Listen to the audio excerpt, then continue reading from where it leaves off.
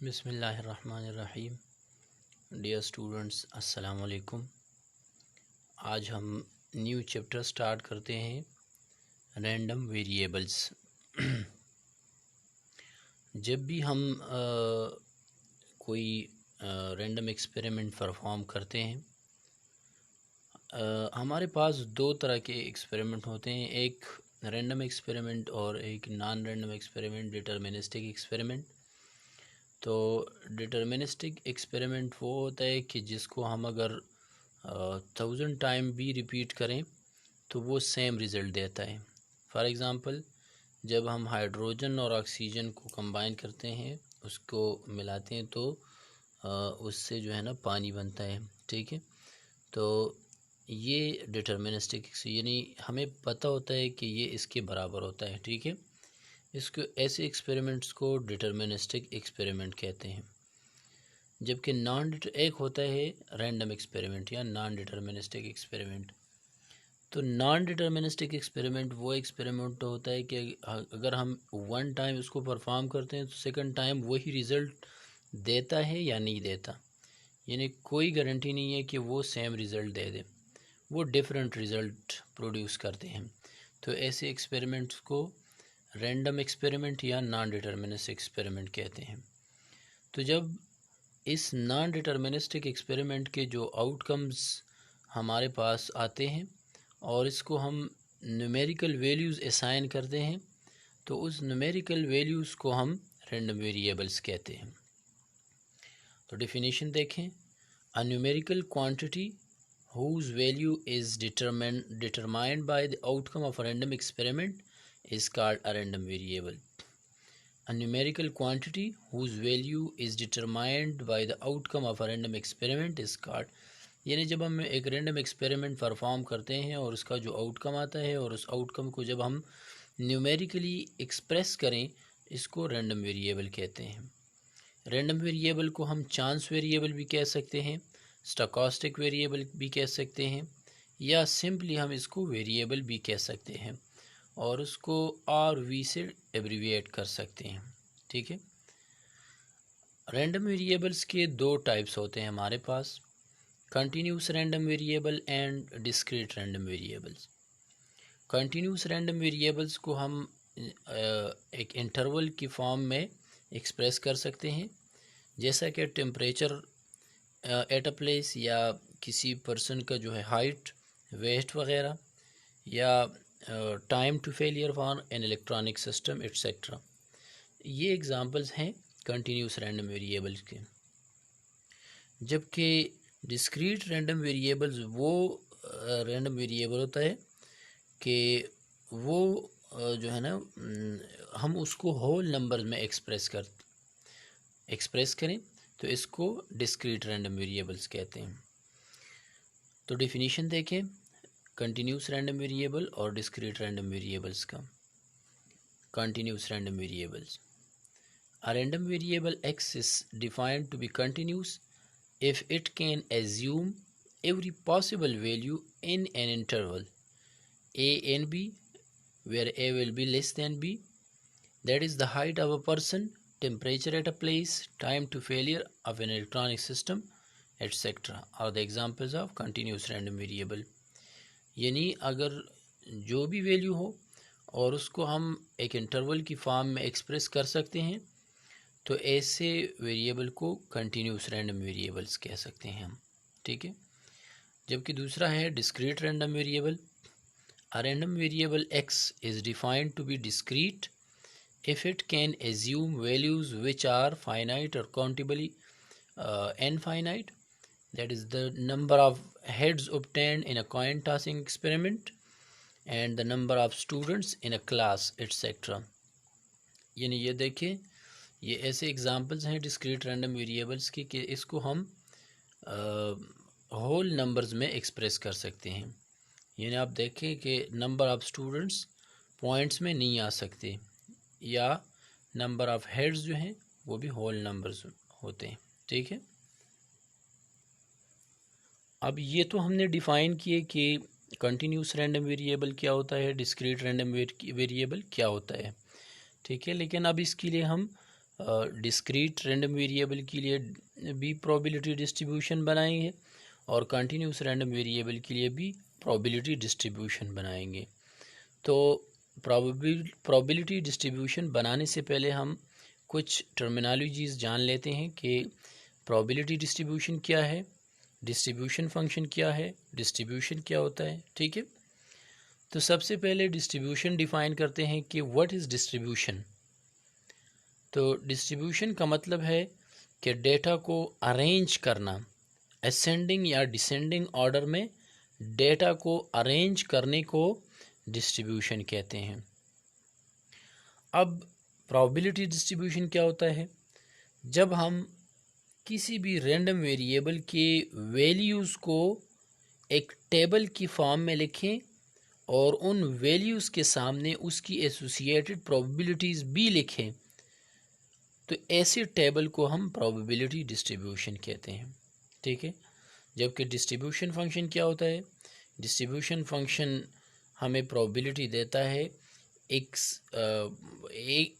Point से लेकर किसी ख़ास वैल्यू तक, यानी a function f of x gives the probability of event that x takes a value less than और equal to a specified value x. ठीक है, डिफिनीशन देखें, व्हाट इज़ डिस्ट्रीब्यूशन। डिस्ट्रीब्यूशन किसे कहते हैं?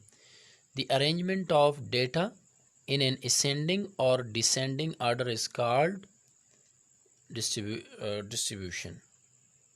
Descending order is called distribution. यानी data को arrange करना डिसेंडिंग ऑर्डर में, इंक्रीजिंग या डिक्रीजिंग ऑर्डर दोनों में, दोनों को डिस्ट्रीब्यूशन कहते हैं। ठीक है, प्रोबेबिलिटी डिस्ट्रीब्यूशन क्या होता है? The probability distribution of a random variable may be expressed in a tabular form by showing all possible values of x. x हमारे पास random variable है and the associated probabilities. जब हम random variable x के values को एक table की form में लिखें और इसके सामने हर एक की associated probability लिखें, तो ऐसे टेबल को फिर प्रोबेबिलिटी डिस्ट्रीब्यूशन कहते हैं। ठीक है, डिस्ट्रीब्यूशन फंक्शन क्या होता है? अ फंक्शन जिसको हम एफ ऑफ एक्स भी कह सकते हैं। A function f of x gives the probability of the event that x random variable है, that x takes a value less than और equal to a specified value x. ये होता है CDF। इसको हम न्यूमेरिकली जो है ना वो इसकी वजाहत करेंगे। ठीक है, एग्जाम्पल से और भी क्लियर हो जाएगा।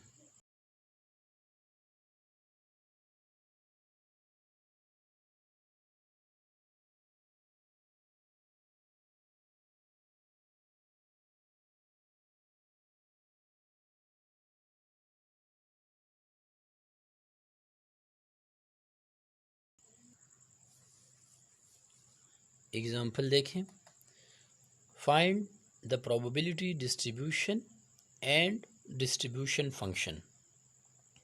डिस्ट्रीब्यूशन फंक्शन को कम्युलेटिव डिस्ट्रीब्यूशन फंक्शन भी कह सकते हैं, इसलिए इसका जो एब्रीविएशन है इसको CDF कहते हैं, कम्युलेटिव डिस्ट्रीब्यूशन फंक्शन। ठीक है, find the probability distribution and distribution function for the number of heads when 3 balanced coins are tossed.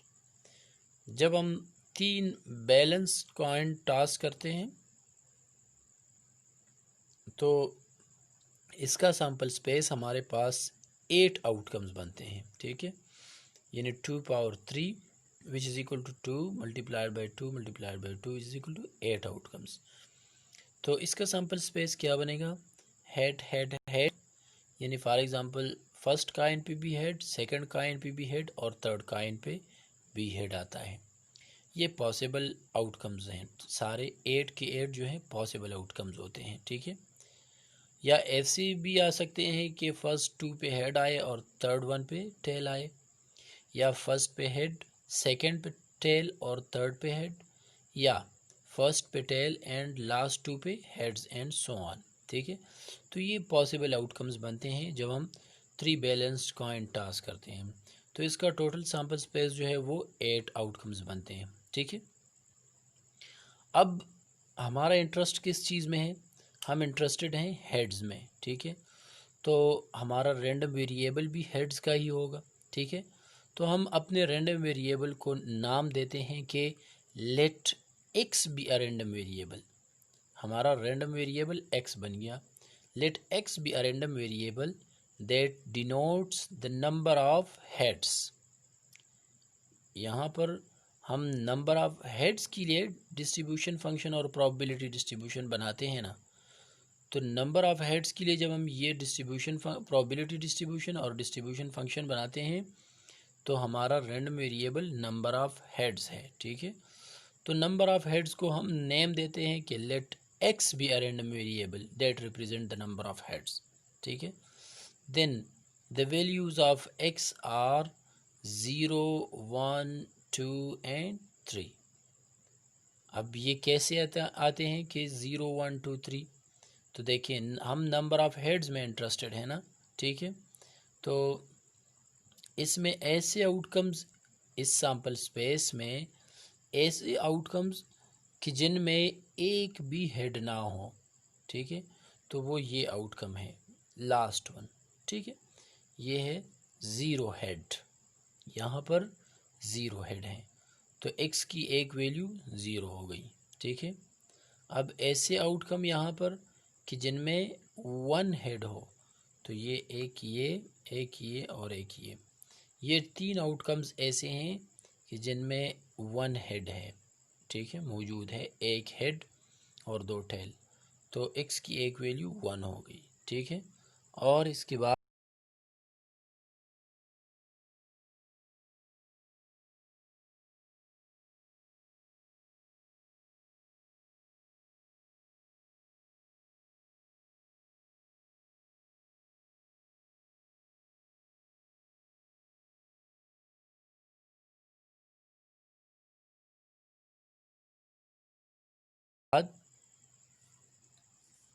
अब देखें कि ऐसे आउटकम्स कि जिनमें 2 हेड्स हैं, ठीक है। तो वो आउटकम्स 1, 2 और 3 हैं, ठीक है। तो जिनमें 2 हेड्स हैं यानी 2 हेड्स, तो x की वैल्यू ये 2 हो गई। और ऐसे आउटकम की जिनमें 3 हेड्स हैं तो वो ये है 3, ठीक है। तो हमारा जो x रैंडम वेरिएबल है इसके वैल्यूज़ 0, 1, 2 और 3। तो ये एक नॉन डिटर्मिनिस्टिक यानी ये एक रैंडम एक्सपेरिमेंट का सैम्पल स्पेस हो गया और इससे हमने ये रैंडम वेरिएबल बनाया, ठीक है। तो अब देखिए ये जो रैंडम वेरिएबल है इसकी प्रोबेबिलिटीज़ ऐसे हैं। If of x1, if of x1, अब ये देखें ना x1 क्या है, ये x1 है तो ये 0, ये x2 है ये 1, ये x3 है 2, x4 है तो 3, ठीक है। यानी ये कैपिटल X है, ठीक है, और ये इसके वैल्यूज़ हैं। ये रैंडम वेरिएबल हो गया और ये इसके ऑब्जर्वेशंस हो गए, ठीक है। तो ये इसके वैल्यूज़ हैं। तो इफ़ ऑफ x1 यानी f of zero probability when there is no head. तो इस सैम्पल स्पेस में ऐसे आउटकम कि जिनमें एक भी हेड ना हो यानी 0 हेड हो, तो वो कौन कौन से आउटकम्स हैं, सिर्फ एक आउटकम है टेल टेल टेल। तो इसकी प्रोबेबिलिटी क्या हो गई 1/8। यानी ये टोटल 1, 2, 3, 4, 5, 6, 7, 8 टोटल 8 आउटकम्स हैं। और इन टोटल 8 आउटकम्स में सिर्फ एक आउटकम ऐसा है कि वो 0 हेड रखते हैं यानी वहाँ पर एक भी हेड नहीं है, ठीक है। तो इसकी प्रोबेबिलिटी 1/8 होगी, ठीक है। अब इफ़ ऑफ x2 किसके बराबर है 1 के बराबर है। यानी इफ़ ऑफ 1 का मतलब है कि ऐसे आउटकम्स के जिनमें एक हेड हो तो एक हेड वाले आउटकम्स 1, 2 और 3, ठीक है। Head tail tail, tail head tail, tail tail head, तो इसकी प्रोबेबिलिटी 3/8 है। इसी तरह इफ़ ऑफ x3 यानी इफ़ ऑफ 2 का मतलब है ऐसे आउटकम्स कि जिनमें 2 हेड्स हैं, ठीक है, तो इसकी प्रोबेबिलिटी भी 3/8 है।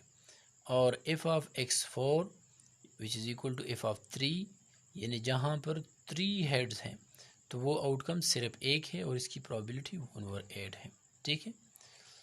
अब ये जो तमाम वैल्यूज़ हैं, ये जो तमाम प्रोबेबिलिटीज़ हैं, ये प्रोबेबिलिटीज़ हम एक टेबल में फुट करते हैं, ठीक है। Putting these information in tabular form we get the desired PDF। यानी ये जो प्रोबेबिलिटीज़ हैं 1/8, 3/8, 3/8, 1/8, अब ये तमाम प्रोबेबिलिटीज़ इस टेबल में हम पुट करते हैं और तो इस टेबल को हम प्रोबेबिलिटी डिस्ट्रीब्यूशन कहते हैं। यानी ये देखें, ये रैंडम वेरिएबल हो गया x और ये इसके वैल्यूज़ हो गए, ठीक है। Small x1, small x2, small x3, small x4, ये रैंडम वेरिएबल और ये इसकी ऑब्जर्वेशंस। तो अब रैंडम वेरिएबल की वैल्यू 0, 1, 2, 3, तो 0 की प्रोबेबिलिटी 1/8 है, ठीक है। इफ़ ऑफ 1 की प्रोबेबिलिटी 3/8, 3/8 एंड 1/8, 1/8, 3/8, 3/8 एंड 1/8। अब इन तमाम को जब हम सम करते हैं तो ये 8/8 यानी 1 के बराबर आता है। और जब भी टोटल डिस्ट्रीब्यूशन की प्रोबेबिलिटी 1 के बराबर आता है तो वो डिस्ट्रीब्यूशन करेक्ट डिस्ट्रीब्यूशन होता है, ठीक है। तो अब ये तो हो गया probability distribution, probability distribution when 3 balanced coins are tossed, ठीक है। अब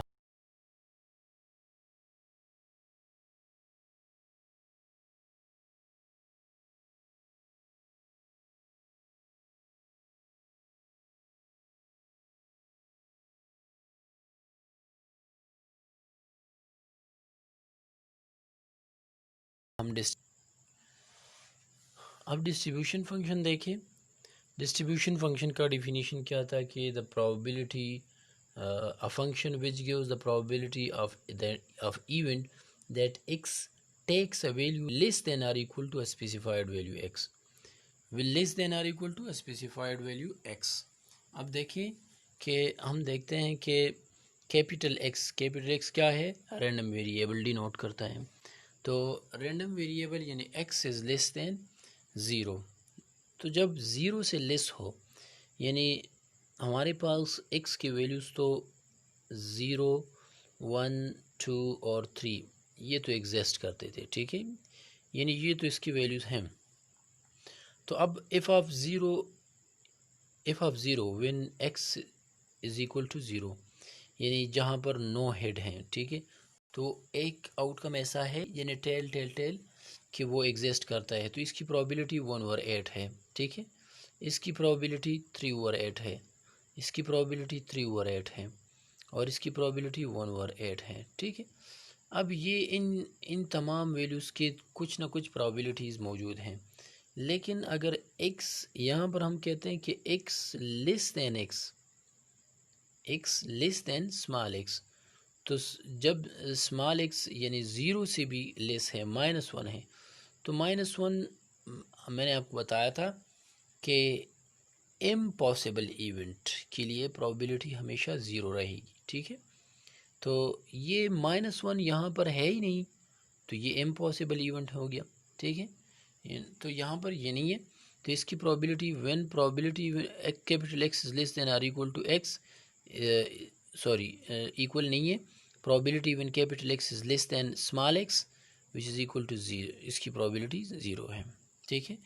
यानी स्मॉल x जब 0 से भी लेस हो, ठीक है, तो 0 से नेगेटिव में जाता है, तो नेगेटिव इस रैंडम वेरिएबल की नेगेटिव वैल्यू हमारे पास है ही नहीं, तो इसकी प्रोबेबिलिटी कहाँ से आएगी, ठीक है। तो इसकी प्रोबेबिलिटी 0 होगी। अब if 0 is less than or equal to x is less than 1 यानी अगर x की वैल्यू 0 के बराबर हो या 0 से ग्रेटर लेकिन 1 से लेस हो, ठीक है, तो इसका मतलब कि probability when x is equals to 0, plus probability one X is equal to 1 हम नहीं लगा सकते क्योंकि लेस 1 से लेस है, इसकी इक्वल नहीं है। तो यहाँ पर हम सिर्फ ये वाला पोर्शन कंसिडर करते हैं कि when probability x is equal to 0, तो जब probability x is equal to 0 तो इसकी प्रोबेबिलिटी 1/8 है, क्योंकि यहाँ पर probability when x is equals to 0, तो यहाँ पर हमने ये फाइंड किया है already, probability when x is equal to 0, तो इसकी प्रोबेबिलिटी 1/8 है। ठीक है, if 1 is less x is greater than or equal to 1 but less than 2, यानी x 1 के बराबर है या 1 से ग्रेटर है लेकिन 2 से लेस है। ठीक है, 2 से लेस है, तो जब x की बराबर है या x 1 से ग्रेटर है, तो जब 1 से ग्रेटर है तो 0 से तो डेफिनेटली ग्रेटर होगा। ठीक है, तो हम यहाँ पर probability when x is equal to 0 plus probability when x is equal to 1 दोनों की वैल्यूज़ लिखते हैं। ठीक है, क्योंकि ये कम्युलेटिव डिस्ट्रीब्यूशन फंक्शन है, तो जो पीछे होता है पीछे वैल्यूज़ हम उसको काउंट करते रहेंगे साथ साथ। ठीक है, तो probability when x is equal to 0, तो इसकी प्रोबेबिलिटी 1/8 है, यहाँ पर हमने फाइंड किया है, और probability when x is equal to 1, इसकी प्रोबेबिलिटी हमने फाइंड की है डिस्ट्रीब्यूशन फंक्शन में। तो इस when x is equal to 1, इसकी प्रोबेबिलिटी 3/8 है, तो 1/8 plus 3/8 is equal to 4/8। Similarly if 2 is less than और equal to x is less than 3, मतलब कि रैंडम वेरिएबल 2 से ग्रेटर या 2 के बराबर है लेकिन 3 से बिलो 3 से लेस है, तो यहाँ पर x इज़ ग्रेटर देन और इक्वल टू 2, यानी 2 के बराबर है या 2 से ग्रेटर, तो जब 2 के बराबर है तो हम ये 1 से ग्रेटर एन आर इक्वल, और यानी probability when x is equal to 1 and x is equal to 0 automatically वो आएंगे। ठीक है, क्योंकि ये कम्युलेटिव डिस्ट्रीब्यूशन फंक्शन है, कम्युलेटिव डिस्ट्रीब्यूशन फंक्शन में हम कम्युलेशन करते हैं, जो प्रीवियस वैल्यूज़ हैं उसको साथ साथ हम ऐड करते रहते हैं। ठीक है, probability when x is less than small x is equal to probability when x is equal to 0 plus probability when x is equal to 1 plus probability when x is equal to 2। when x is equal to 0 इसकी probability 1/8 है, probability when x is equals to 1 इसकी probability 3/8 है, probability when x is equal to 2 इसकी probability भी 3/8 है।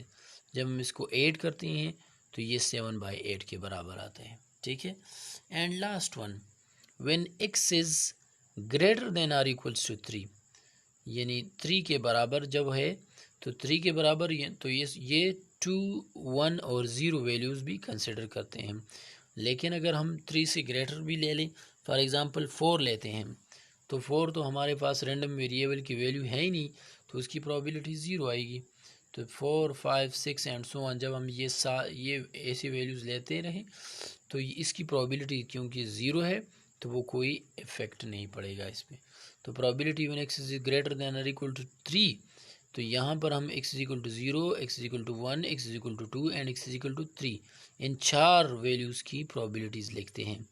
तो ये जो 3 वैल्यूज़ हैं 1, 2, 3, ये ऑलरेडी हमने यहाँ पे सॉल्व किया है, इसकी प्रोबेबिलिटी 7/8 के बराबर है, plus x is equal to 3 की प्रोबेबिलिटी 1/8 के बराबर है, और दोनों को ऐड करते हैं तो 8/8 विच इज़ इक्वल्स टू 1। तो ये डिस्ट्रीब्यूशन फंक्शन भी आ गया इस एग्ज़ाम्पल के लिए। ठीक है, थैंक यू।